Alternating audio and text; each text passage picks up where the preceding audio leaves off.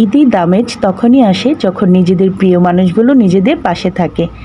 বিশেষ কিছু ওকেশনে যখন প্রিয় মানুষের সাথে খুব সুন্দর কিছু টাইম স্পেন্ড করা যায়, তখনই মূলত ওকেশনের আনন্দটা প্রকাশ পায়। হ্যালো এভরিওয়ান, আসসালামু আলাইকুম। This is me Sonia and welcome back to my another new blog. কেমন আছেন সবাই? আশা করছি সবাই অনেক বেশি ভালো আছেন। ঈদের পরের দিনের একটি ভিডিও নিয়ে হাজির হয়ে গেলাম আপনাদের সামনে। আশা করছি সবার কাছে ভিডিওটি অনেক বেশি ভালো লাগবে। বোন এসেছে বাড়িতে বেড়াতে, সাথে আছি আমি। মায়ের বাসায় দু বোন মিলে একসাথে বেড়াচ্ছি। আর আপু আসলে অনেক বেশি ভালো লাগে, দু বোন মিলে অনেক গল্প করি, অনেক সুন্দর কিছু টাইম স্পেন্ড হয় নিজের ফ্যামিলি মেম্বারদের সাথে। ঈদের মধ্যে এই জিনিসটা আমার কাছে ভালো লাগে, একে অন্যের বাড়িতে বেড়াতে যাওয়া, খুব সুন্দর কিছু টাইম স্পেন্ড করা, এগুলোই আসলে অন্যরকম। ঈদের মূলত আনন্দটা আমি এক্ষেত্রেই পেয়ে থাকি। তো আজকে দুপুরবেলার রান্নাবান্নার আয়োজন চলছে। আমার মা দুপুরবেলা আজকে রান্না করছে। এখানে রান্না হবে গরুর মাংস রান্না করছে এক চুলাতে, আর এক চুলাতে আম্মু চিকেন রোস্ট তৈরি করছে। তো রান্নাগুলো শেষ করে নিচ্ছে। আমরা বিকেলে একটু বের হব, বোনের বাড়িতে যাব, মানে আমার খালাতো বোনের বাড়িতে যাব।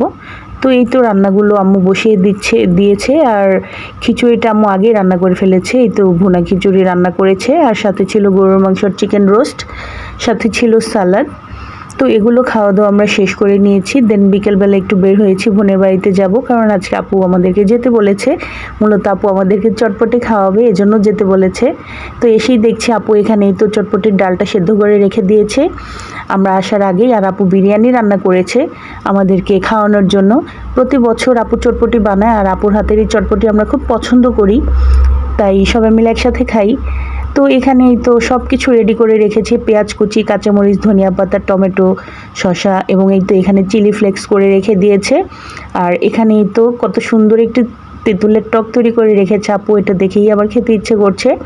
আর এদিকে ডিম সুন্দর করে ঝুরি করে রেখেছে চটপটিতে দেওয়ার জন্য। সব কিছু রেডি আছে, এখন জাস্ট বানিয়ে আমরা সবাই মিলে একসাথে বসে খাবো। তো এইখানে বিরিয়ানিটাও রান্না হয়ে গেছে। আমি একটু দেখছি যে এটা কী অবস্থা আছে। এটা আরেকটু দমে রাখতে হবে, তাই আমি একটু খুব সুন্দরভাবে নেড়েচেড়ে মিশিয়ে নিচ্ছি। বিরিয়ানির কালারটা মাশাআল্লাহ অসাধারণ হয়েছে, এটা খেতেও কিন্তু অনেক বেশি মজা হয়েছিল। তো এই তো এবার এটা কিছুক্ষণ দমে রাখার পরে এটা ফাইনাল হয়ে যাবে।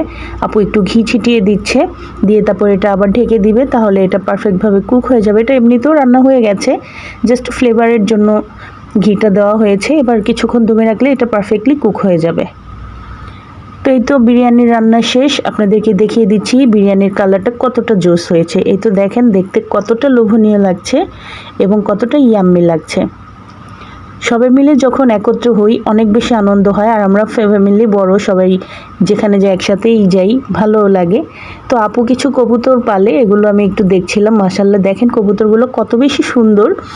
এক এক জোড়া কবুতর এক এক রকম সুন্দর। আমি এগুলোর নাম জানি না, কিন্তু এগুলো দেখতে আমার কাছে কী যে ভালো লাগছিল, কি বলবো। এখানে সুন্দর একটা মুরগি। আর এখানে আপু কিছু বিড়াল পালে, বেশ কিছু বিড়াল আছে এই বাসায়, আর সেগুলোই আমি একটু দেখছিলাম। আমরা ফ্যামিলির সদস্যরা যখন একত্র হই অনেক আনন্দ, অনেক গল্প গুজব করি। আপনাদেরকে দেখিয়ে দিচ্ছি, দেখেন সবাই ফ্লোরের মধ্যে, কেউ বিছানার মধ্যে, যে যেখানে যেভাবে পেরেছে বসে আছে, সবাই মিলে গল্প করছে। আমিও তাদের সাথে গল্প করছিলাম এবং আপুকে একটু কাজে হেল্পও করছিলাম। তো সবাই মিলে যখন একসাথে হই আসলেই অন্যরকম একটা আনন্দঘন মুহূর্ত তৈরি হয়। আপনাদেরও কি এরকম হয় কি না অবশ্যই কমেন্টে জানিয়ে যেতে ভুলবেন না। আর সবাই চেষ্টা করবেন বেশি বেশি নিজের ফ্যামিলি মেম্বারদের সাথে টাইম স্পেন্ড করার, তাহলে আসলে অন্যরকম একটা ভালো লাগা থাকে। তো আপু এবার চটপটি দিয়ে দিয়েছে, আর আমার আম্মু খুব সুন্দরভাবে চটপটিটা বানিয়ে নিচ্ছে। তারপর খেয়ে সবাই বাসায় চলে যাব। তো এখানে তো সমস্ত মশলাগুলো দেওয়া হয়ে গিয়েছে, দিয়ে তারপর চটপটিটা বানিয়ে নিচ্ছে। চটপটি খাওয়ার পরে আমরা বিরিয়ানি খাই, দেন বাসায় চলে আসি। তো আজকের ভিডিওটি ছিল এই পর্যন্তই। সবাই ভালো থাকবেন, দেখা হবে আপনাদের সাথে পরবর্তী ভিডিওতে। আল্লাহ হাফেজ।